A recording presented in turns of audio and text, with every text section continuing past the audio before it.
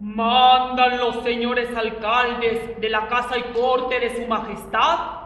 Que ninguna persona se ha osado de cantar, ni decir por las calles, ni casa, ni en otra parte alguna, el cantar que llaman de la zarabanda. So pena de 200 azotes. Además, a los hombres 6 años de galeras. Y a las mujeres, destierro del reino.